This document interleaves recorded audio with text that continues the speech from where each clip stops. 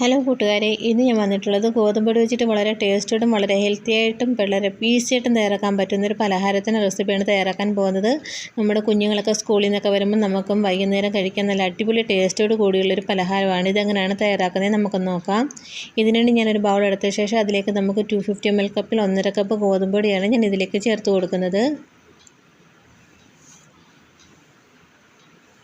ഇനി അതിലേക്ക് നമുക്ക് ആവശ്യത്തിനുള്ള ഉപ്പ് ചേർത്ത് കൊടുക്കാം. പിന്നെ അതിലേക്ക് 1 ടീസ്പൂൺ നെയ്യ് ചേർത്ത് കൊടുക്കാം.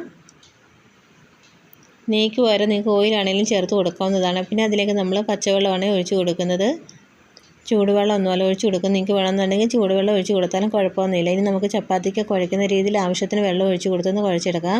അപ്പോൾ ചപ്പാത്തിക്ക് കുഴയ്ക്കുന്നത് എല്ലാവർക്കും അറിയാവുന്നതായിരിക്കുമല്ലോ, അപ്പോൾ ഞാൻ ഫുള്ളായിട്ടൊന്നും കാണിക്കുന്നില്ല. അപ്പം നമ്മൾ ഇതുപോലെ ഒന്ന് കുഴച്ചെടുത്തിട്ടുണ്ട്. ഇനി ഞാൻ ഇതിലേക്ക് 2 ടേബിൾ സ്പൂൺ പാൽപ്പൊടിയാണ് ചേർത്ത് കൊടുക്കുന്നത്. നമ്മൾ പൊടി എടുക്കുന്ന സമയത്താണെങ്കിലും ചേർത്ത് കൊടുത്താൽ മതിയാകും. അപ്പം ഞാൻ ഈ ഒരു സമയത്താണ് ഇതിലേക്ക് ചേർത്ത് കൊടുക്കുന്നത്. എന്നിട്ട് നന്നായിട്ട് ഇതൊന്ന് കുഴച്ചെടുക്കാം. അപ്പം പാൽപ്പൊടിയൊക്കെ ചേർത്ത് കൊടുക്കുമ്പോൾ നല്ലൊരു ടേസ്റ്റാണ് നമ്മുടെ ഈ ഒരു പലഹാരത്തിന്. അഥവാ നമ്മുടെ പാൽപ്പൊടി ഇല്ലെങ്കിൽ അത് ചേർത്ത് കൊടുക്കേണ്ട ആവശ്യമൊന്നുമില്ല, ഉണ്ടെങ്കിൽ മാത്രം ചേർത്ത് കൊടുത്താൽ മതിയാകും. നന്നായിട്ടൊന്ന് കുഴച്ചെടുത്തിട്ടുണ്ട്. നമുക്കിനി ഇത് ഏത് ഷേപ്പ് വേണോ ആ ഷേപ്പിനനുസരിച്ച് നമുക്കിതൊന്ന് പരത്തിയെടുക്കാം. ഞാൻ ഇതുപോലെ ചെറിയ രീതിയിൽ കുറച്ച് മാവ് എടുത്ത ശേഷം ഇതുപോലെ നുരുട്ടിയിട്ട് കൈവച്ച് ഇതുപോലെ ഒന്ന് പ്രസ് ചെയ്തെടുത്ത ശേഷം നമുക്കൊരു കുപ്പിയുടെ അടുപ്പോ കുപ്പിയോ വെച്ചിട്ട് ഇതുപോലെ ഒന്ന് ഡെക്കറേഷൻ ചെയ്തെടുത്താൽ മതിയാകും. അപ്പോൾ ഇങ്ങനെ ചെയ്യണമെന്നില്ല, നമുക്ക് ഇഷ്ടത്തിനനുസരിച്ച് ചെയ്തെടുക്കാവുന്നതാണ്. നിങ്ങൾക്ക് വേണമെന്നുണ്ടെങ്കിൽ കുഞ്ഞു കുഞ്ഞു ബോൾസാക്കി വേണമെങ്കിൽ എടുക്കാം. എങ്ങനെയാണെങ്കിലും നമുക്കിതൊന്ന് ഷേപ്പ് ചെയ്തെടുത്താൽ മതിയാകും. അപ്പം ഞാൻ ഇതുപോലെയാണ് ചെയ്തെടുക്കുന്നത്. ബാക്കിയെല്ലാം നമുക്ക് ഇതുപോലെ ഒന്ന് ചെയ്തെടുക്കാം.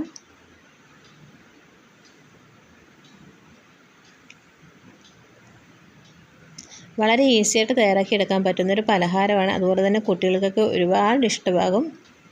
വളരെ ഹെൽത്തിയുമാണ്. അപ്പോൾ ബാക്കിയെല്ലാം നമുക്ക് ഇതുപോലെ ഒന്ന് ചെയ്തെടുക്കാം. എല്ലാം ഞാൻ ഇതുപോലെ ഒന്ന് ചെയ്തെടുത്തിട്ടുണ്ട്. നമുക്കിതൊന്ന് വേവിച്ചെടുക്കാം. അതിനുവേണ്ടി ഞാനൊരു പാൻ അടുപ്പേ വെച്ച് കൊടുത്തിട്ടുണ്ട്. ഇനി അതിലേക്ക് ഞാൻ തേങ്ങാപ്പാലിൻ്റെ 2/2 പാൽ 3/4 കപ്പാണ് ഞാൻ ഇതിലേക്ക് ഒഴിച്ച് കൊടുക്കുന്നത്. അപ്പോൾ ഒരു തേങ്ങാപ്പാലിനകത്താണ് ഞാനിതൊന്ന് വേവിച്ചെടുക്കുന്നത്. പിന്നെ അതിലേക്ക് നമുക്ക് 1 സ്പൂൺ നെയ്യ് ചേർത്ത് കൊടുക്കാം. പിന്നെ 2-3 ഏലക്ക ചതച്ചത് നമുക്ക് ഇതുപോലെ ഒന്ന് ഇട്ട് കൊടുക്കാം. നിങ്ങൾക്ക് ഏലക്ക വേണ്ടാന്നുണ്ടെങ്കിൽ അത് ചേർത്ത് കൊടുക്കേണ്ട ആവശ്യമൊന്നുമില്ല. അപ്പോൾ അതിൻ്റെ ടേസ്റ്റ് ഇഷ്ടമുള്ളവർ മാത്രം ചേർത്ത് കൊടുക്കുക. എന്നിട്ട് നമ്മൾ ഈ ഒരു മാവുണ്ടല്ലോ, ഉരുട്ടി വെച്ചിരിക്കുന്ന ആ മാവ് നമുക്കിതിലേക്ക് ഇട്ട് കൊടുത്ത് നമുക്കിതൊന്ന് ഈ ഒരു തേങ്ങാപ്പാലിനകത്ത് വേണം നമ്മളിതൊന്ന് വേവിച്ചെടുക്കാൻ വേണ്ടി.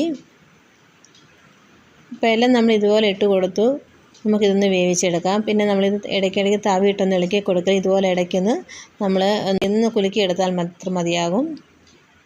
അപ്പോൾ ഒരു 5-8 മിനിറ്റ് വെച്ച് കൊടുത്ത് നമുക്കിതൊന്ന് വേവിച്ചെടുക്കാം. ഈ ഒരു തേങ്ങാപ്പാൽ മൊത്തം നമ്മുടെ ഒരു പലഹാരത്തിൽ പിടിക്കണം. ആ തേങ്ങാപ്പാൽ വറ്റി വരുന്നതിന് വരെ നമുക്കൊന്ന് വെച്ച് കൊടുക്കാം. ഒരു മീഡിയം ഫ്ലെയിമിൽ വേണം വെച്ച് കൊടുക്കാൻ വേണ്ടി. ഇപ്പോൾ ഒരു 5 മിനിറ്റ് കഴിഞ്ഞ ശേഷം തേങ്ങാപ്പാലൊക്കെ കുറച്ചൊന്ന് വറ്റി വന്നിട്ടുണ്ട്. ഇടയ്ക്ക് നമ്മളിതുപോലെ ഒന്ന് കുലുക്കി കൊടുത്താൽ മാത്രം മതിയാകും.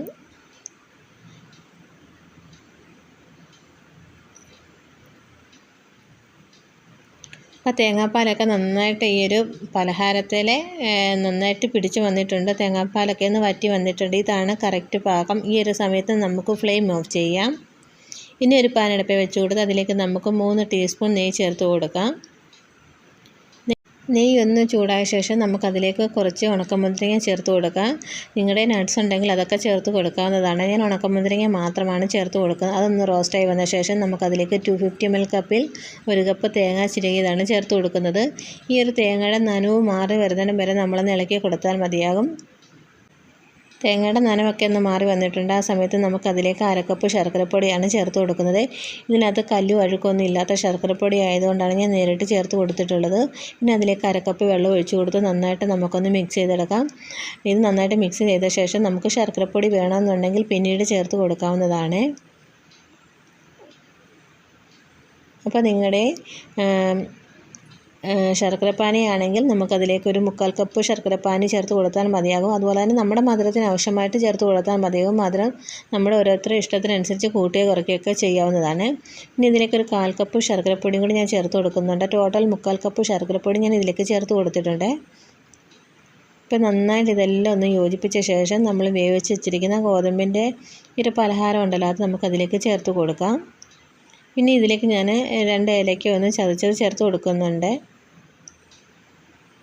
അത് നമ്മുടെ ഫ്ലേവറിനനുസരിച്ച് നമുക്ക് ചേർത്ത് കൊടുക്കാം. ഇനി നമുക്ക് ഇതെല്ലാം ചേർത്ത് കൊടുത്ത് നന്നായിട്ടൊന്ന് മിക്സ് ചെയ്തെടുക്കാം. ഇപ്പോൾ ശർക്കര നമ്മൾ ഇട്ട് ഒരുപാടൊന്ന് കുറുക്കിയെടുക്കേണ്ട ആവശ്യമൊന്നുമില്ല. തേങ്ങയ്ക്കകത്തിട്ട് ഒന്ന് ജസ്റ്റ് ഒന്ന് മിക്സ് ചെയ്തെടുത്ത് മാത്രം മതിയാകും.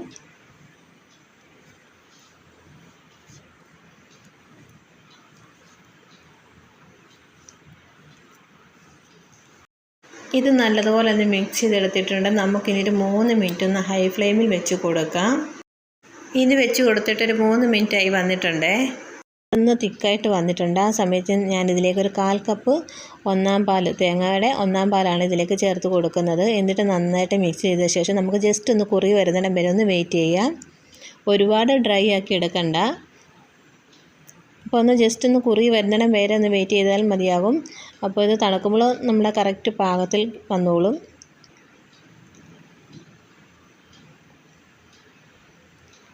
അപ്പോൾ നമ്മുടെ ഒരു പലഹാരം ഇവിടെ റെഡിയായി വന്നിട്ടുണ്ട്. അപ്പോൾ തണുത്ത് വരുമ്പോൾ ഈ ഒരു രീതിയിലാണ് നമുക്ക് കിട്ടുന്നത്. അപ്പോൾ ഒരുപാട് ഡ്രൈ ആക്കി എടുക്കേണ്ട ആവശ്യമൊന്നുമില്ല. അപ്പോൾ നമ്മുടെ ഈ വളരെ ടേസ്റ്റോടും വളരെ ഹെൽത്തി ആയിട്ടുള്ള ഈ ഒരു പലഹാരം ഇവിടെ റെഡി ആയിട്ടുണ്ട്. ഗോതമ്പ് വെച്ചിട്ടുള്ള ഒരു അടിപൊളി ഒരു പലഹാരമാണ്. അപ്പോൾ നിങ്ങൾ തീർച്ചയായിട്ടും ഇതൊന്ന് ട്രൈ ചെയ്ത് നോക്കുക. നമുക്ക് വേറൊരു പാത്രത്തിലേക്ക് സെർവ് ചെയ്യാം.